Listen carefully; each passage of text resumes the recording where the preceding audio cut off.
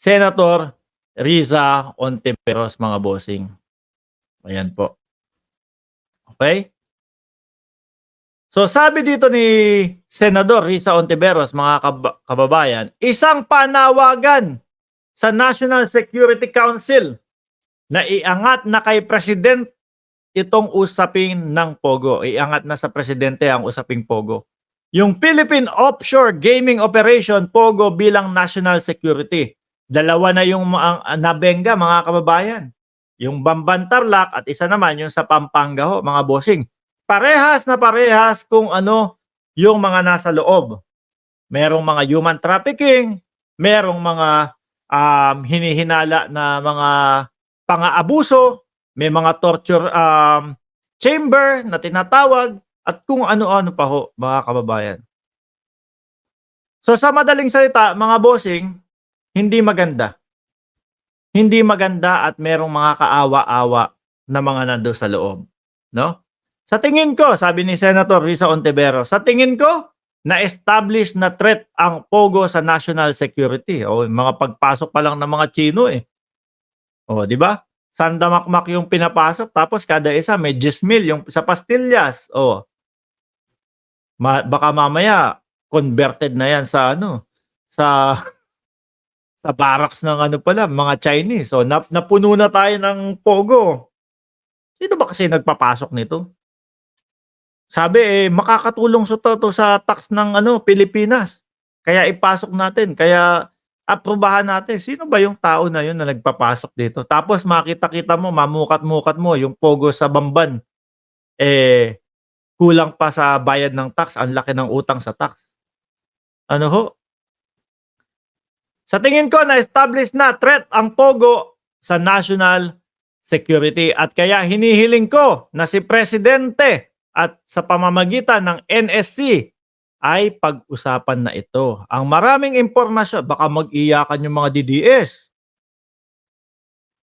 Kasi, sabi nito, hindi ko lang mabasa. Mark Ramos, magkano ang binabayad sa iyo ng Marcos? Bakit naman ako babayaran? Sino ba ako para bayaran nila?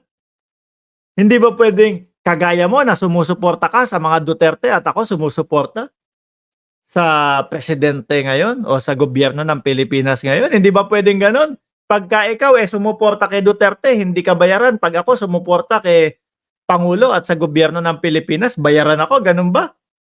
Ibang klase kayo, mga DDS talaga kayo, ano? Pag kayo hindi, pag kami bayaran, iyakan muna. Iyakan muna nga dyan, mga DDS. Magkomento kayo dyan. Anak ng tinapa. Ito na nga yung channel na hinihimo kayong magkomento dyan. Nakaano ka pa naman. Nakaano kayo dyan, naka-silent kayo dyan. Batang tondo ka pa naman, huwag mong siraan ang Duterte. Wala ko sinisira sa Duterte. Sinira ko ba ang Duterte? Na sinasabi ko, sino ang nagpasok ng Pogo sa Pilipinas? Sino? Di ba Duterte ang nag-aproba sa panahon niya? Yun ba paninira? Sinira ko ba ang Duterte nung sinasabi ko dito na habang sa mautog ninyo sumisigaw siya na bangag ang ating Pangulo? Tapos kinabukasan sinabi hindi na, paninira ba yun? Galing sa bibig ni Duterte yun. Di ba? Anong paninira? Sagutin nyo nga ako kung anong paninira ang sinasabi ninyo. Dapat itong Pogo na to, sarado na to.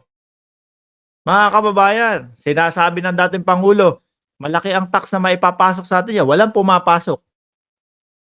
Malaki pa ang malaki pa ang utang sa tax. Di ho ba, mga kababayan?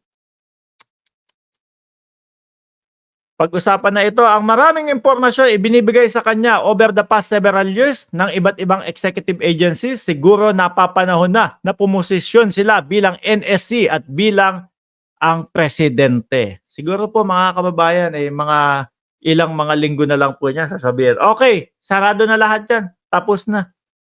All Pogo, dapat i-close na.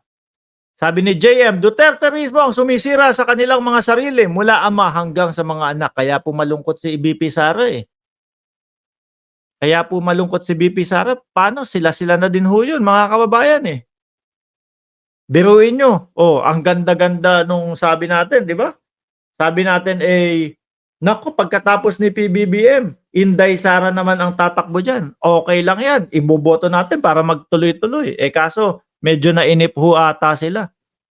At naalarma kasi kung ano-ano na yung mga lumalabas na issue nung sila ay nanunungkulan ho. So ganun, mga kababayan. Di ba?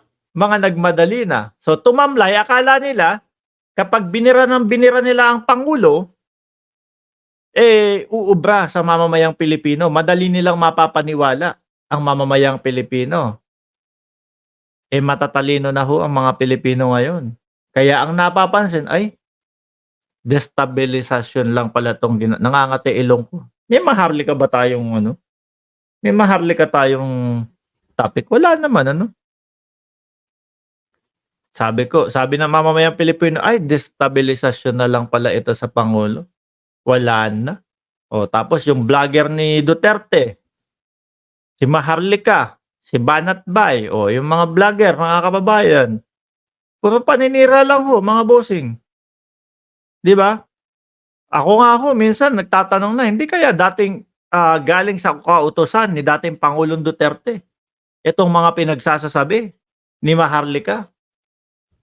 Kasi tumutugma yung mga sinasabi nila eh. Kaso, walang ebidensya. Mga bossing. Di ho ba? So, hindi maiaalis sa ating isipan na baka may baka galing kay dating Pangulong Duterte itong mga sinasabi ni Maharlika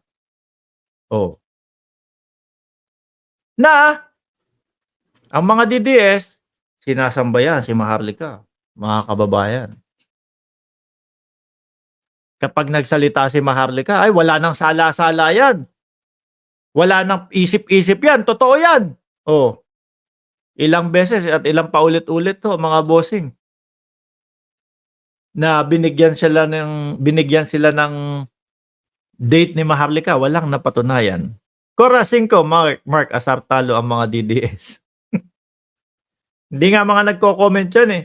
Boss Mark, bakit sa Maynila lang tahimik lang ang pogo sa Cebu, especially sa Lapu-Lapu City, dapat isama din? Baka kumbaga ito mga bossing, nakaisa doon sa Bamban, tapos pangalawa yung sa Pampanga, same nang nakita. Baka mag ano na din yan mag nationwide na din po yan sa Pilipinas, mga kababayan.